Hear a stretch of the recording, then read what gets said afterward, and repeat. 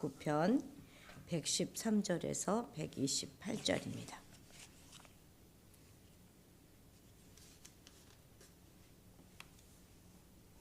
(113절에서) 128절까지 한 목소리로 읽습니다.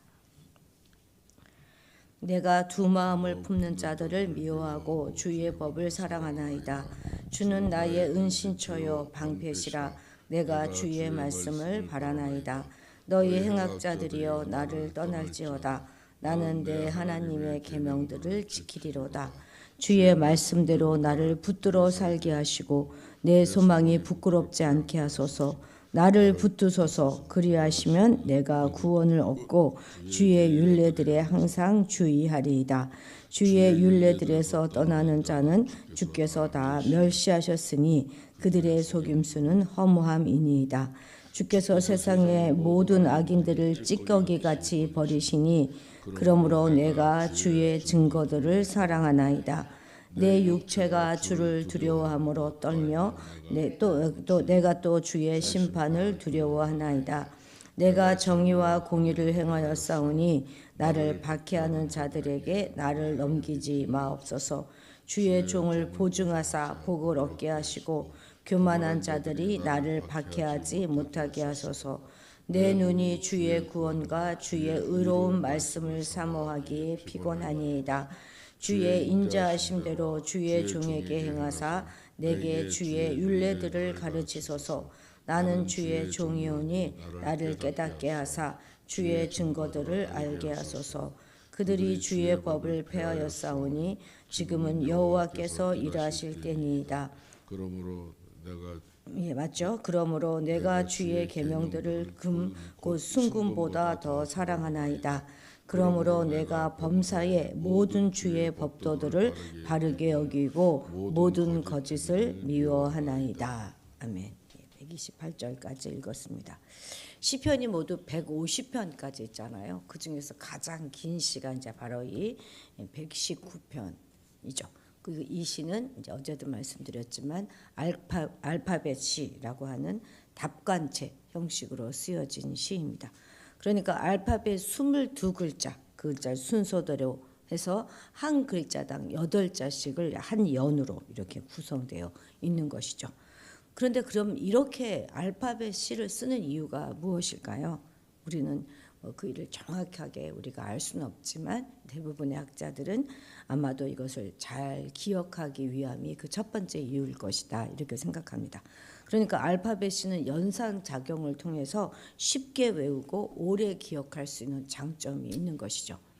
우리가 이렇게 이제 깔끔하고 디자인된 다양한 역번의 성경이 이렇게 나오게 되는 것은 15세기에 들어서 이래요. 인쇄술이 발달하고 난 다음에 가능하게 된 일이죠. 그런데 그 전에는 오로지 이 성경은 필사자에 의존했기 때문에 고대 세계에서 이렇게 두루마리 형식으로 된 그런 어떤 사본 문서를 집안에 소장한다고 하는 것은 아주 부유한 자 아니고는 가능한 일이 아닌 것이죠. 더군다나 하나님의 율법이 기록된 사본은 아주 귀한 것이었습니다. 그렇기 때문에 하나님을 신실하게 섬기려고 했던 하나님의 백성님 히브리인들이 하나님의 말씀, 하나님의 가르침을 이제 기억할 수 있는 유일한 방법은 암기밖에 없는 거예요. 그럴 때 이 알파벳 순서로 된 이 시행들은 잘 기억할 수 있도록 돕는 문학적 장치가 되었을 것입니다. 둘째로는 이제 미학적인 완성도를 보여주기 위한 그런 목적도 있었겠죠. 알파벳 자음 글자 순서에 따라서 8절씩 하나의 연을 이루도록 배열한 이런 질서 있는 형태는 히브리시의 특유한 그런 아주 아름다움을 보여주고 있거든요. 이 시는 율법으로 번역된 토라, 이 토라를 포함해서 이 토라와 거의 동의어로 사용되고 있는 핵심적인 단어들, 그러니까 말씀이라든지 증거, 법도, 율례, 뭐 이런 판단, 이런 단어들을 중심으로 해서 하나님의 말씀의 계시적인 측면을 아주 강조하는 독특한 형식을 갖고 있습니다. 그래서 이 시는 하나님의 계시의 말씀을 잘 드러내는 문학적 기념비다 하는 그런 평가를 받고 있는 시입니다. 오늘은 이제 PPT 하나 보여주세요. 오늘은 두 거죠. 아유, 굉장히 작네요. 사메흐 하나 눌러주시면, 예. 자, 여기가 사메흐입니다. 한 번 더 눌러주세요. 예, 사메흐 요게 이제 첫 자예요. 히브리어는 이렇게 거꾸로 쓰는 거 아시죠? 사메흐. 근데 이제 121절부터는 아인. 자, 눌러주세요. 예, 이게 아인. 한 번 더. 한 번 더 예, 아인. 이게 두 글자로 예, 시작되어지는 예, 그런 시행입니다. 자, 먼저 사메의 시행이요. 113절부터 시작되는 예. 이 사메의 시행은 하나님의 법을 사랑하고 그의 증거를 사랑합니다 하는 말로 시작되죠. 또 바로 그 말로 끝납니다. 119절 보면 원래 이제 120절까지인데 119절이 또 그런 말로 이제 끝나고 있죠. 그리고 또 불의에 타협하지 않는 시인의 단호한 행동과 또 하나님의 구원과 악인들에 대한 심판, 이것을 믿고 가르침을 경외하고 사랑하고 하나님을 두려워하는 신앙에 관한 이야기를 다루고 있습니다. 그리고 밑에 있는 이제 아인의 시행에서는 교만한 자들의 이런 박해를 끝내주기를 바라면서 하나님의 구원과 의로운 말씀을 사랑하는 그런 고단함을 솔직하게 표현하고 있습니다. 그러면서 자신은 하나님의 종입니다. 이런 인식을 버리지 않고 여전히 하나님의 말씀의 가르침을 배우고 깨닫기를 기도하고 있는 그 내용이 이제 아인 시행입니다. 자, 113, 114절 두 절 읽겠습니다. 내가 두 마음을 품는 자들을 미워하고 주의 법을 사랑하나이다. 주는 나의 은신처요 방패시라. 내가 주의 말씀을 바라나이다. 우리는 이 두 마음을 품는다 이 말이 하나도 어색하지 않죠. 왜냐하면 우리는 신약에 이런 말이 많이 나오잖아요. 우리도 많이 쓰는 말이고, 그런데 구약에서는 오직 여기만 나오는 개념이에요. 다른 데서는 나오지 않습니다. 그러니까 시인은 지금 하나님 법을 사랑한다 하는 것과 반대되는 의미로 이 두 마음을 사용하고 있는 것이죠. 그래서 하나님의 법을 사랑하는 자들은 결코 둘로 갈라진 마음, 그러니까 이중적인 마음을 품지 않고 한결같은 마음으로 하나님에 대한 충성심을 보인다는 것이죠. 그러면 이 두 마음을 품은 자들은 어떤 자들을 말하겠습니까? 겉으로는 하나님의 말씀을 따르는 것 같아요. 그런데 어떤 위기가, 어려운 위기가 딱 닥치게 되면 세상적인 방법들, 그러니까 거짓과 술수 이런 것들을 동원해서 하나님의 말씀 그냥 확 내팽개치는 그런 자들을 말하는 것이죠. 우리도 살짝 찔리죠. 하나님을 섬긴다고 하면서 그 마음에 다른 우상을 두고 그것들 역시도 하나님만큼이나 복을 주는 것이다. 이렇게 기대하는 자들을 말하는 것이죠. 시인은 지금 이러한 자들을 혐오하고 자신은 이러한 자들의 길에 서지 않겠다. 이렇게 다짐하고 있습니다. 그리고 하나님을 향해서 당신은 나의 은친처이시고 나의 방패이시다 하는 선언적인 고백으로 자연스럽게 이어가고 있습니다. 무슨 말입니까? 자신은 위선자들, 그러니까 하나님의 말씀을 진리라고 말씀하면서 또 그 말씀을 형편과 상황에 따라서 내팽개치는 그런 자들처럼 행하지 않고 설령 자신은 조금 손해를 보는 한이 있더라도 하나님 말씀만 붙들겠습니다 하는 고백인 것이죠. 그러니까 시인은 지금 두 마음이 아니라 한결같은 마음, 한결같은 생각, 한결같은 신앙을 가진 자였기 때문에 하나님은 그를 도우시고 그를 붙드시고 그를 지키시고 계시는 것이죠. 근데 여기서 말하는 이제 은신처, 방패는 특징이 무엇입니까? 이건 공격을 하기 위한 어떤 도구도 아니고 장소가 아니라 오직 보호와 방어를 위한 장소 아닙니까? 은신처, 방패다. 그렇죠? 그래서 두 마음을 자신은 미워하긴 하지만 그렇다고 해서 그냥 하나님을 내가 은신처로 삼고 있을 뿐 그들을 먼저 공격하지는 않습니다 하는 그런 고백인 것입니다. 그저 시인의 고백은 주님의 말씀을 기다리고 바라겠나이다 하고 있습니다. 사실 우리도 많은 사람들을 만나서 이야기를 나누다 보면 입의 말씀과 행함이 다른 사람을 너무 많이 만나게 되잖아요. 그럴듯한 말들을 참 많이 쏟아내지만 결정적인 순간에는 정말 엉뚱한 그런 반응을 보이죠. 이것도 사실 더 부끄럽지만 우리도 아니다 이렇게 말할 수는 없죠. 그럼 어쨌든 저는 사람을 이렇게 처음 만나서 대화를 나누다가 너무나 지나치게 그냥 모든 단어들을 신앙적인 용어들을 많이 섞어서 이야기하는 사람들은 자꾸 좀 경계하게 되잖아요. 우리도 알게 모르게. 그렇습니다. 오늘 우리는 정말 나는 하나님만 섬기고 하나님만을 따르고 있는지 점검해 보아야 하겠습니다. 혹시 내가 가진 어떤 것, 또 하나님의 아닌 다른 어떤 것을 의지하고 그냥 하나님의 말씀은 머릿속에만 되뇌이면서 우리의 방법과 우리의 생각과 우리의 고집으로 살고 있지 않는가 좀 점검해 봐야 하겠습니다. 이렇게 산다는 건 정말 어리석은 일이죠. 마치 이것은요, 아주 폭우가 막 쏟아지는 날 바로 앞에 아주 견고한 집이 있음에도 불구하고 다 찢어진 우산 하나 붙잡고 서 있는 것과 똑같습니다. 그럼 비를 피하려면 어떻게 해야 돼요? 얼른 이 우산 집어 던지고 그 집으로 뛰어 들어가야 하는 것이죠. 그러기 전에는 결코 비를 피할 수가 없습니다. 하나님의 도움, 하나님께서만 제공하실 수 있는 완전한 피난처에 들어가기를 원한다면 우리는 이제 이 두 마음을 버려야 하는 것입니다. 두 마음은 참 하나님이 미워하고 싫어하는 것입니다. 오로지 하나님만을 섬기고 하나님 말씀만을 따르겠다. 다시 한번 오늘 우리가 다짐해야 하겠습니다. 119절, 120절 이렇게 읽겠습니다. 주께서 세상의 모든 악인들을 찌꺼기같이 버리시니 그러므로 내가 주의 증거를 사랑하나이다. 내 육체가 주를 두려움으로 떨며 내가 또 주의 심판을 두려워하나이다. 아멘. 시인은 지금 하나님의 그런 심판 앞에서 마치 찌꺼기처럼 버림을 당하는 그런 악인의 운명을 잘 알고 있어요. 그런데 악인의 비참한 운명을 말하던 이 시인이 갑작스럽게 자신의 육체가 막 주를 두려워함으로 떤다 이렇게 고백하고 있지 않습니까? 물론 시인은 분명 하나님의 그런 심판의 대상인 악인이 아니에요.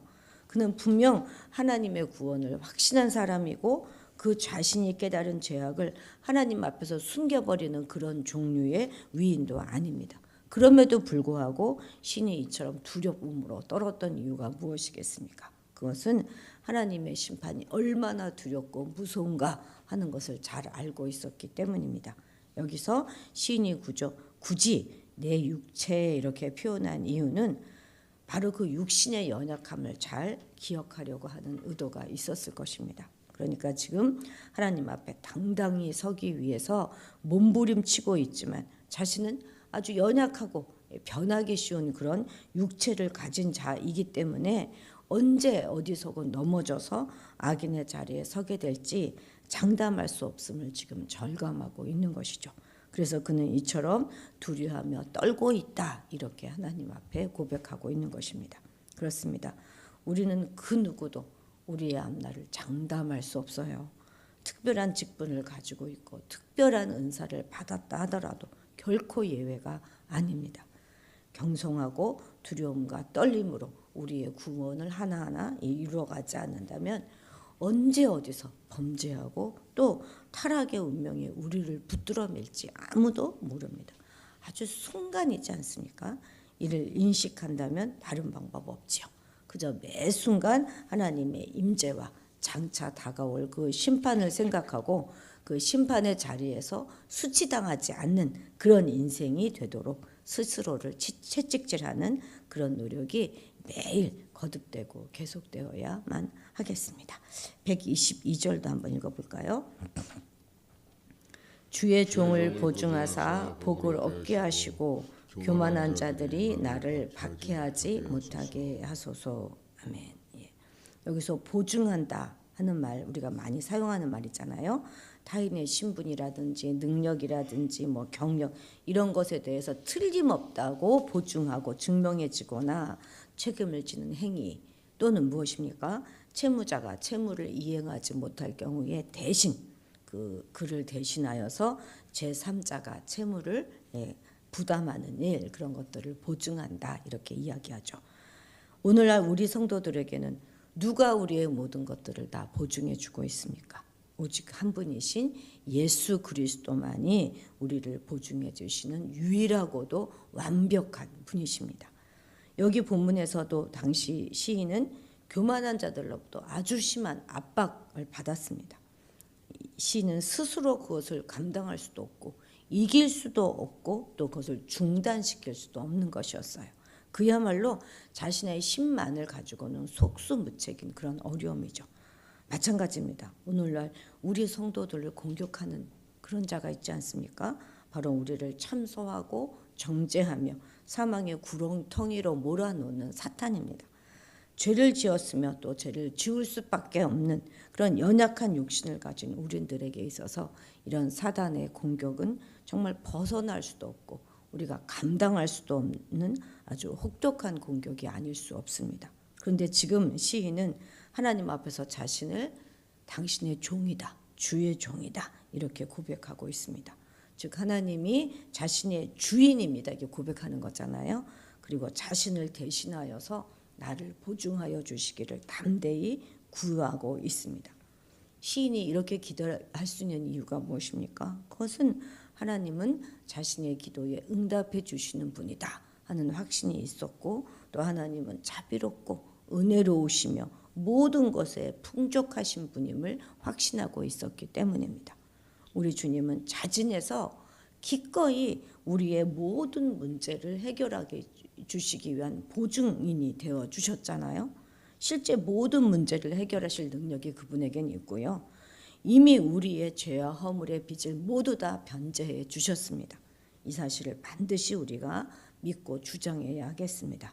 우리의 약점을 집요하게 파헤치면서 우리를 넘어뜨리고 참서하여서 파멸시키려고 하는 그런 사단의 역사는 계속되고 있지만 결코 우리가 두려워하거나 실망해서는 안 될 것입니다. 하나님께서는 이미 우리 죄와 허물의 대가를 다 치르셨고 그리고 죄와 사망의 권세에서 우리를 자유케 하셨다 하는 사실을 잊지 마시기 바랍니다. 자, 마지막으로 127, 128절 읽겠습니다. 그러므로 내가 주의 계명들을 금 곧 순금보다 더 사랑하나이다. 그러므로 내가 범사의 모든 주의 법도들을 바르게 여기고 모든 거짓 행위를 미워하나이다.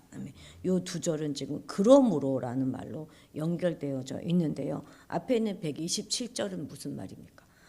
말씀 자체에 대한 이제 시인의 사랑과 열정을 표현한 거예요. 말씀에 대한 이야기고 그러므로 연결된 이 뒤에 말은 무엇입니까? 그 말씀을 어떻게 내가 삶 가운데 실천해 나갈 것인가 하는 그것이죠. 이 말씀과 실행 그 두 절을 그러므로라는 접속사로 연결시켜 주고 있는 것은 시인에게 있어서 말씀에 대한 사랑 그것과 그 말씀을 실천하는 이 삶이 별개가 아니라는 거예요. 바로 하나라고 하는 것입니다. 바로 이것은 오늘날도 바른 신앙, 신앙의 참과 거짓을 판가름하는 아주 좋은 기준이 됩니다.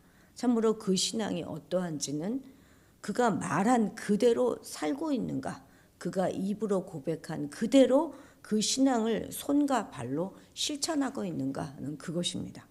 물론 우리의 말도 정말 중요하죠. 말로도 변변히 자기의 신앙을 또 사랑을 고백하지 못하는 경우도 정말 많지 않습니까? 깨닫고 이해한 것을 고백하고 선포하는 것과 정말 중요합니다. 자꾸 선포해서 내 귀로 듣게 하는 것 그것이 참 옳습니다. 그러나 그것을 더 확실하게 하고 분명하게 하고 견고하게 하는 것은 바로 그 신앙 고백적인 삶인 것입니다. 그러니까 우리 입에서 선포된 고백이 그대로 삶의 현장에서 그러므로라는 접속사로 연결되어져야 하는 것이죠. 정말 오늘 우리는 가르침 받은 대로 고백한 대로 우리가 아는 대로 살아가시기 바랍니다. 입술로 고백한 것을 우리의 손과 발로 힘써 준행하시며 살아가시는 한날이 되시기를 주님의 이름으로 축복합니다. 기도하시겠습니다. 진실하고 참되신 하나님 아버지, 안 그러겠다고 여러 번 다짐하지만 여전히 두 마음을 품고 살아가는 우리를 불쌍히 여겨 주옵소서. 겉으로는 참 그럴듯한 신앙인으로 보이지만 여전히 우리는 조금 더 편하고 싶고 조금 더 잘 살고 싶고 그래서 남들보다는 더 낫고 싶은 참으로 이기적인 자들입니다. 우리를 축복하여 주시고 우리를 불쌍히 여겨 주셔서 정말 고백한 신앙대로 살아나게 하시고 아는 것만큼 살게 하시고 믿는 만큼 행하는 우리가 되게 도와주옵소서. 우리가 입술로 고백한 모든 것들을 손과 발로 오늘도 열심히 힘써서 준행하고 실천하는 하루가 되게 인도하여 주옵소서. 감사드리며 예수님의 이름으로 기도드렸습니다. 아멘. 아멘. 예. 오늘은 선교사님들을 위해서 기도하는 날입니다. 예. 중국에서는 이제 선교사들을 완전히 추방한다고 하죠. 예. 선교사님들의 모든 사역도 기독교 박해국가에서 복음을 전하시는 선교사님들을 위해서 우리가 기도해 드려야 하겠습니다. 우리나라를 위해서도 기도해 주시고 또 오늘 우리 교회에 속한 각 가정의 가장들을 위해서 기도해 주시기 바랍니다. 우리 다 같이 주님의 이름을 크게 부르고 기도의 자리로 나아